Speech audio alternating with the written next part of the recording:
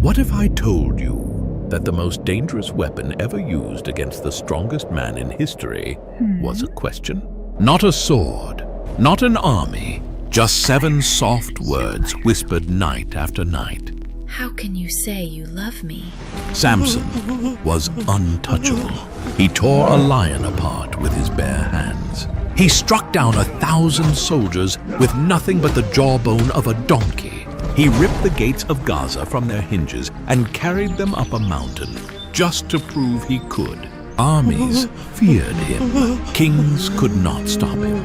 For 20 years, no chain, no rope, no blade could hold him. So the Philistines stopped sending soldiers. Instead, they sent silver into the hands of a woman from the valley of Sorek. Her name was Delilah, and she will not lift a weapon. She will not raise her voice. She will simply ask, weep, and wait. This isn't just an ancient legend about a strong man and a beautiful woman. This is the story of how love became a trap, how a secret became a sword, and how one woman's tears did what no army ever could.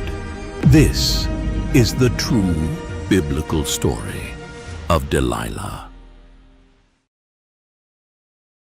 The story of Delilah begins not in Israel, nor in the great cities of Philistia, but in the land between, the valley of Sorek, where the vineyards hung heavy with grapes, and the evening wind came down from the hills of Judah, carrying the smell of ripening fruit.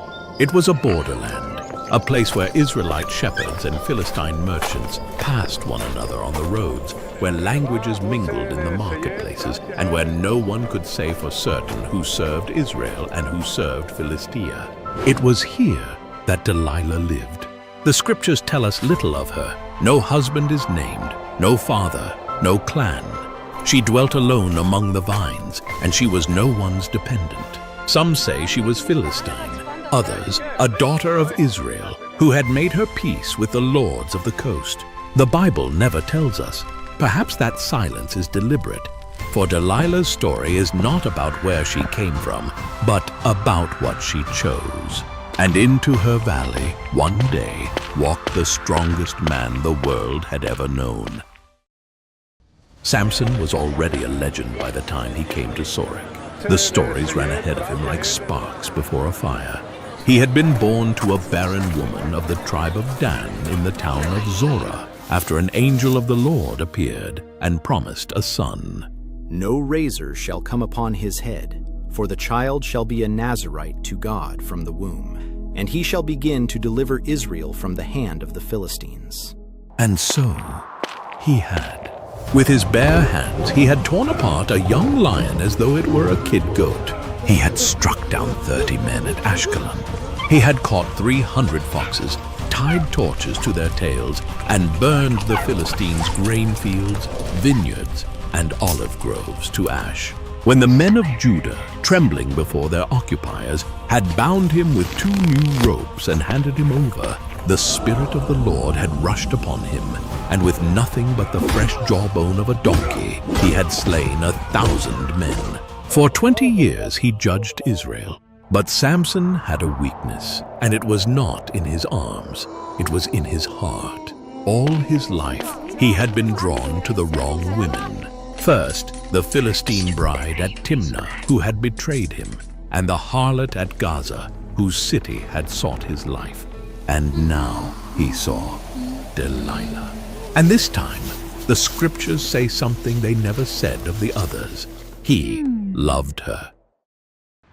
Over time, Samson became one of the Philistines' greatest enemies. Each new victory increased his fame among the Israelites and deepened the Philistines' hatred of him. Their leaders were desperate to discover the secret of his power. They knew that ordinary weapons could not defeat him. The 5 lords of the Philistines, the rulers of Gaza, Ashkelon, Ashdod, Ekron, and Gath, had spent 20 years humiliated by one man. But now word reached them that the Lion of Israel had laid his head in the lap of a woman of Sorek.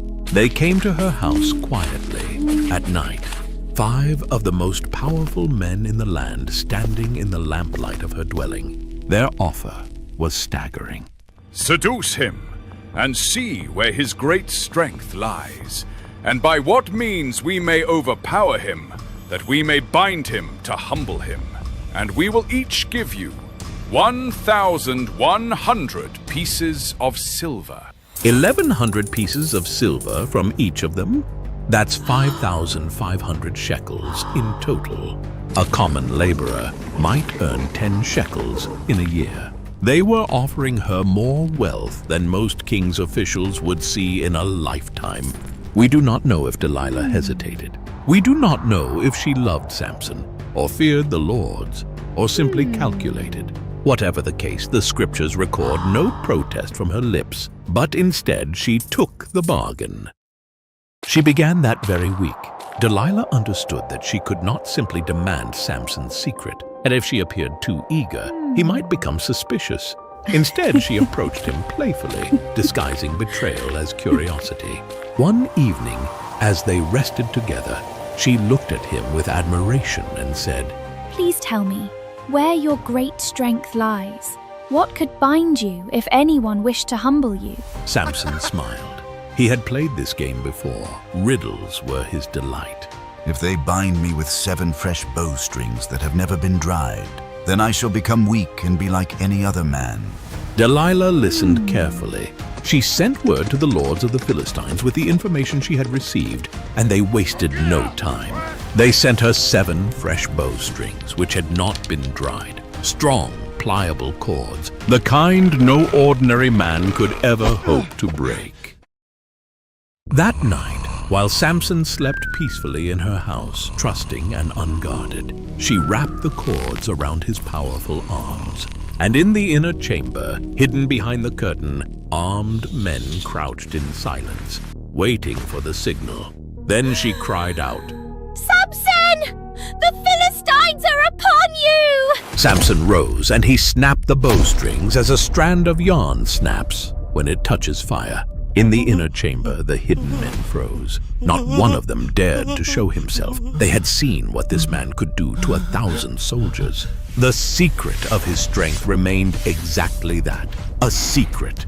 But Delilah did not give up so easily. She turned to Samson with disappointment in her eyes, her voice trembling with wounded pride. You deceived me, She complained. You made a fool of me. You did not tell me the truth. Her words were carefully chosen. She was the one trying to betray him. Yet she accused Samson of dishonesty. Please, She continued. tell me how you can truly be bound. Samson should have left immediately. The evidence was unmistakable, but his confidence had become pride. If I am tied securely with new ropes that have never been used, then I will become as weak as any other man. Once more, Delilah sent word to the Philistine rulers, and once more they were eager to oblige.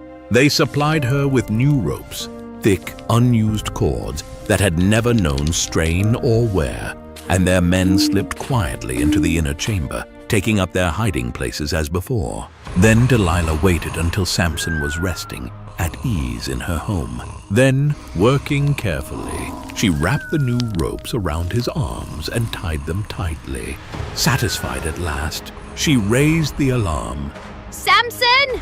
The Philistines are upon you! Samson opened his eyes, flexed his arms, and broke the ropes as though they were thin pieces of thread. Again, Delilah had failed, and again she accused him of misleading her. Her frustration dressed up as heartbreak. You have lied to me! You still have not told me the truth. Tell me how you can be bound. A third time she pressed him, and now Samson did something dangerous. He edged toward the truth. If you weave the 7 locks of my hair into the web of your loom and fasten it tight with a pin, then I shall become weak. His hair. He had never mentioned his hair before. It was not the complete truth, but it was no longer completely false. That night, as Samson slept with his head resting beside her loom, Delilah went to work. Gently, she gathered the 7 thick braids of his long hair and began weaving them into the fabric stretched across her loom. When the last braid was worked into the web, she took the pin and secured them in place so that his head was fastened to it. Then, she gave the familiar warning. Samson, the Philistines are upon you! He awoke suddenly and pulled away, ripping the loom pin and woven fabric loose. His strength remained. 3 lies, 3 ambushes, 3 escapes. Any man with eyes should have seen what was happening in that house. Delilah was not even hiding her treachery well, and still Samson stayed. Such is the blindness of a man who believes his gift can never be taken from him. Delilah then changed her weapon. She put away the games and took up the oldest instrument of all, relentless, tearful accusation. How can you say I love you when your heart is not with me? She cried to him, tears streaming down her face.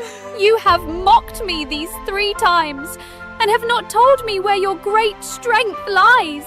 The Bible tells us that day after day she pressed him.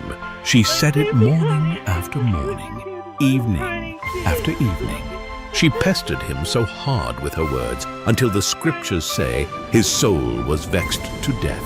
And at last Samson broke, and he told her all his heart. A razor has never come upon my head, He said quietly. for I have been a Nazirite to God from my mother's womb. If my head is shaved, then my strength will leave me, and I shall become weak and be like any other man. Delilah looked into his eyes, and she knew. The earlier answers had been playful and evasive. This time, his voice carried the weight of truth. She sent word to the lords of the Philistines. Come up once more, for he has told me all his heart. And they came, carrying the silver in their hands. That evening, Delilah behaved tenderly toward Samson. She let him rest with his head in her lap. Perhaps she ran her fingers through the long hair he had never cut. Perhaps she spoke gently until he relaxed. Samson trusted her enough to sleep. She then called for a man, and while Samson slept, the 7 locks of his head were shaved away.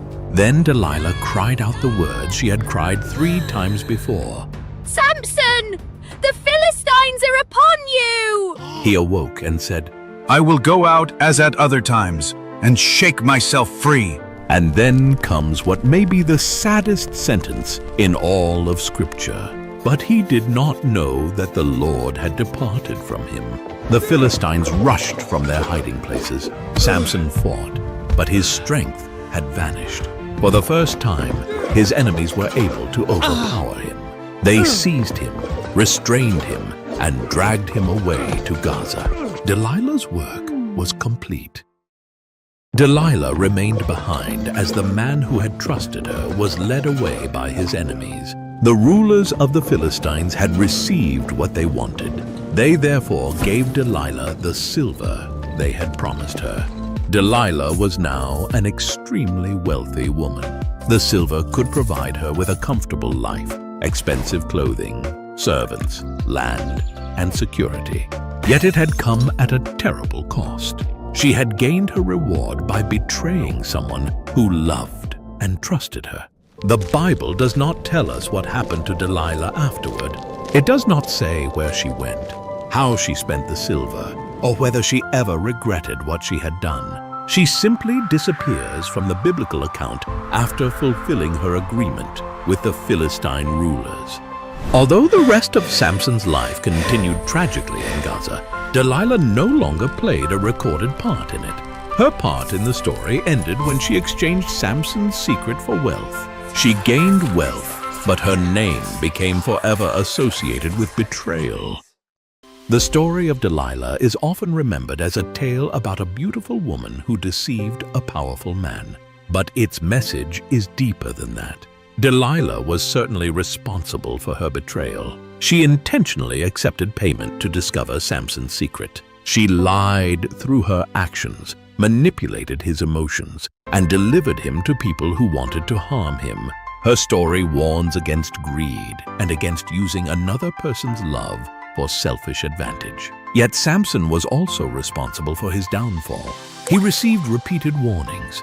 Delilah tested each false answer he gave her. After the bowstrings, he should have left. After the ropes, he should have understood. After she wove his hair into the loom, there could have been no reasonable doubt about her purpose. Still, he remained. Samson's tragedy was not that he lacked signs. It was that he ignored them. His desire for Delilah's affection became more important to him than wisdom. He believed his past victories guaranteed future safety.